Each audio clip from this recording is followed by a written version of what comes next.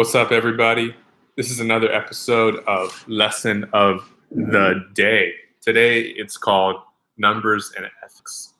Something that I think about a lot when making my own personal decisions is how do I balance the pure results of whatever scenario we're dealing with and being able to also consider the ethical repercussions that are part of that equation as well.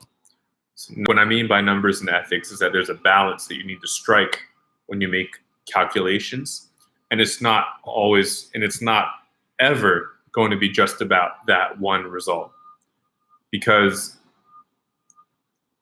most of the time, I promise you, there are going to be so many factors that are at play and so many outcomes that will impact other people and also impact yourself as you make those decisions. It could be an investment. It could be about a relationship. It could be about any big thing or any small thing. There are some obvious hard outcomes that are involved, but there are also the qualitative aspects of it as well. And it's important to think about how your actions will come across, even if you're striving to reach a desirable outcome for yourself. How you go about doing it, why you're doing it, what it looks like, and how it makes others feel is really, really important.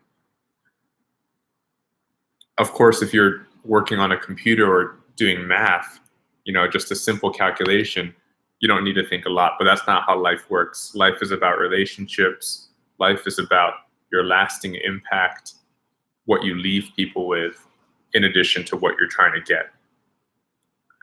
And when I say in addition, I don't mean it as two separate things. I mean it's really combined. It's really ultimately part of the same picture, and it is the same. It's all happening on the same canvas. So it's a mix. It's a collaborative approach to decision making that we all need to go through. I think a lot of times people get stuck in the mode of on one side or the other, where you're just very calculated and you're very concrete on exactly what you want to happen, and you just go heads down, you'll run through a wall to reach your goal. And then on the other side, you could be really timid and really thoughtful, almost too careful in your approach because you don't want to rub people the wrong way.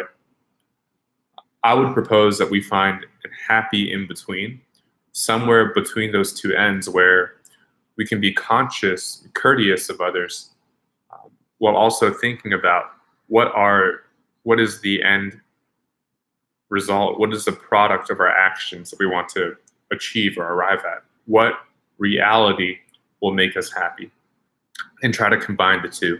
And there's always going to be an internal negotiation when you make decisions. There's always going to be a give and take between what you want and what the world ultimately will be able to satisfy.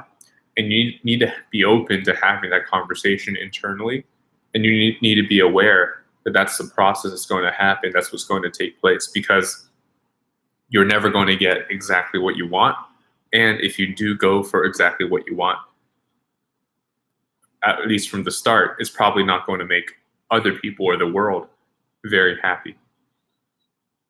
So what I mean by that is to say, we have to make decisions. Excuse me. We have to make decisions with others in mind. We have to make decisions with the world in mind, and that's what's going to leave us with peace and happiness, and that's what's going to leave us and everyone with joy, because you can you can accumulate wealth, you can accumulate your personal goals, but it's not going to be very satisfying when you have no one to share it with, and it's not going to be very satisfying when you have no one to give it to. It's all about how can we make the society that we live in, the world, more inclusive, and how can we continue to compound and let our actions multiply on each other. So I really believe that the topic of numbers and ethics is really important. I don't look at them as opposites. Rather, I look at them as two crucial axes, two chief spectrums or intersections that we really need to find the target. It's a really great way for me to make my personal decisions, to make business decisions too, to make decisions about relationships and teams and functions and organizations and the economy. And I really think that if we all kept in mind what is our first goal or what is our primal goal that we want to achieve, and then also one as well, both at the same level, how can we keep everyone else in mind and keep everybody happy and positive as we go about it? Is there a way that we can find an outcome that everyone can win and everyone can gain value and minimize negativity? I really believe in that. It's not a zero-sum game. In fact, it's a game where the numbers continue to increase for everybody. And by thinking about numbers and ethics together, we can really do that. Thank you all today. Talk to you all later.